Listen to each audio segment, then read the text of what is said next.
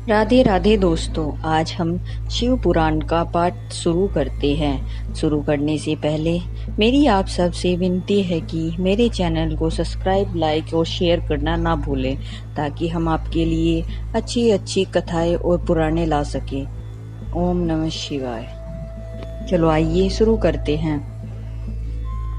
राधे राधे दोस्तों, आपका फिर से स्वागत है मेरे YouTube चैनल राधे श्याम में। आज हम आपको आगे की कथा सुनाते हैं, जिसमें मेरुगिरी के स्कंद सरोवर के तट पर मुनियों का संत कुमार जी से मिलना, भगवान नंदी का महाना और दृष्टिपात मात्र से पाश छेदन एवं ज्ञान योग का उपदेश करके चला जाना, शिव पुराण की महिमा और ग्रंथ का उपसंहार।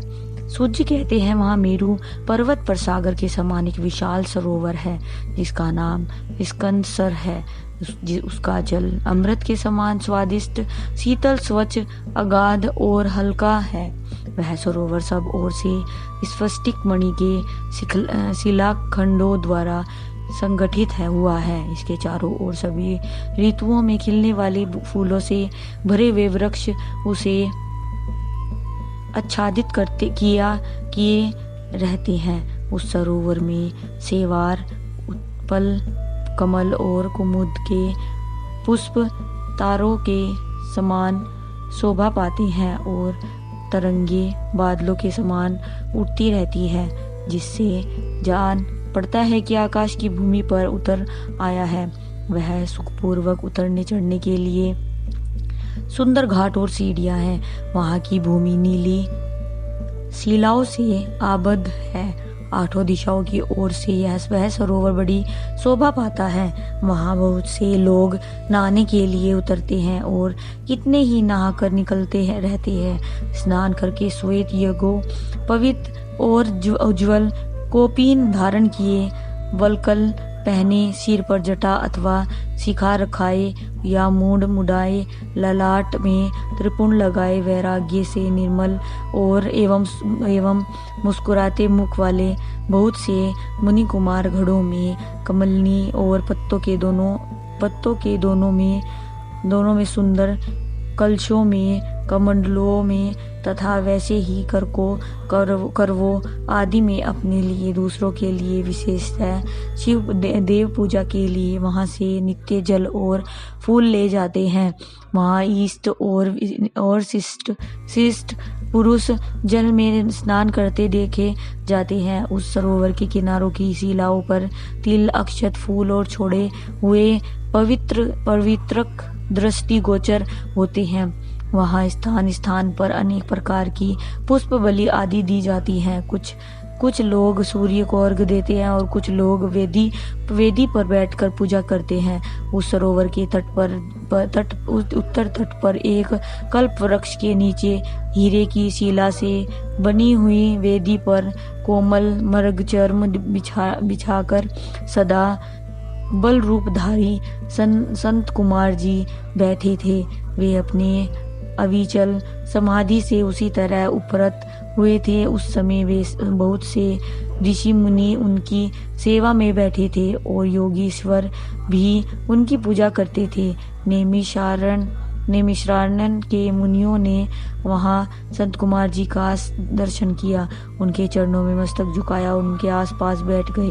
संत कुमार जी के पूछने पर उन ऋषियों ने उनसे जो ही अपने आगमन का कारण बताना आरंभ किया, त्यों ही आकाश में दुदुम्बियों का तुमुल नाद सुनाई दिया।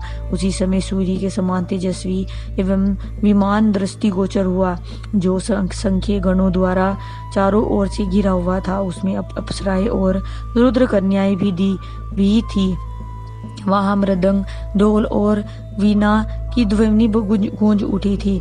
उस विमान में विचित्र रत्न जटित चंदोवा तना था और मोतियों की लड़ियां उनकी शोभा बढ़ा रही थी। बहुत से मुनि सिद्ध, गंधर्व, यक्ष, चारण और किन्नर नाचते गाते और बाजा बजाते हुए उस विमान को सब ओर से घेर कर चल रहे थे। उसमें वृक्षभित चिन्ह से युक्त और मूंगे के दंड से विभूषित ध्वजा पताका फहरा रही थी, जो उनके गोपुर की शोभा बढ़ाती थी। उस विमान के मध्य भाग में 2 चवरों के बीच चंद्रमा के समान उज्जवल मणि में दंड वाले शुद्ध छत्र के नीचे दिव्य सिंहासन पर शीलाद पुत्र नंदी देवी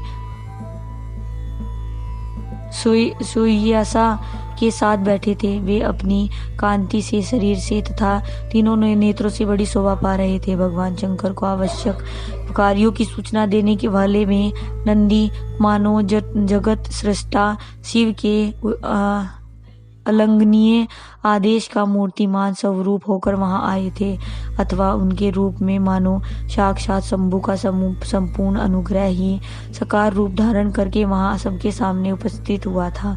शोभाशाली श्रेष्ठ त्रिशूल ही उनका आयुध है। वे विश्व के विश्वेश्वर गणों के अध्यक्ष हैं और दूसरे विश्वनाथ की भांति शक्तिशाली है। उनमें विश्व सृष्टा विधाताओं का भी निग्रह और अनुग्रह करने की शक्ति है। उनके 4 भुजाएं हैं, अंग अंग से उदारता सूचित होती है। वे चंद्रलेखा से विभूषित हैं, कंठक में नाग और मस्तक पर चंद्रमा उनके अलंकार हैं।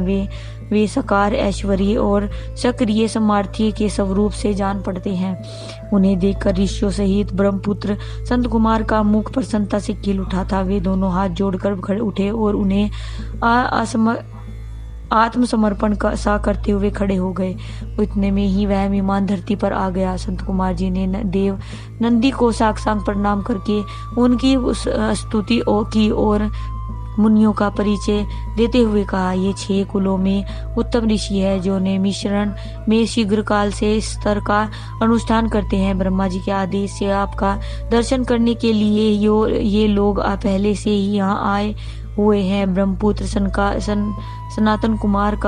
संत कुमार का यह कथन सुनकर नंदी ने दृष्टिपात मात्र से उन सबके पासों को एक तत्काल काट डाला और ईश्वरी सेव धर्म एवं ज्ञान योग का उपदेश देकर वे फिर महादेव जी के पास चले गए।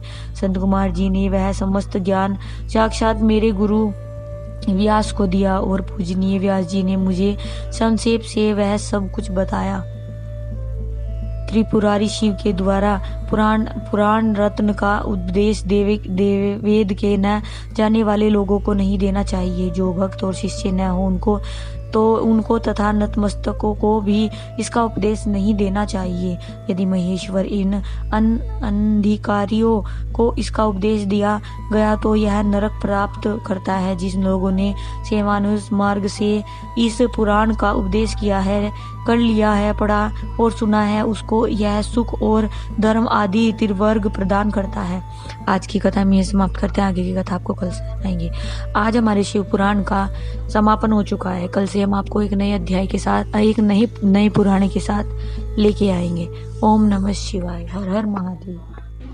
अगर आपको मेरी वीडियो अच्छी लगी तो बेल आइकन दबाना ना भूलें ताकि आपको मेरे आने वाली वीडियोस का नोटिफिकेशन मिलता रहे। धन्यवाद। ओम नमः शिवाय।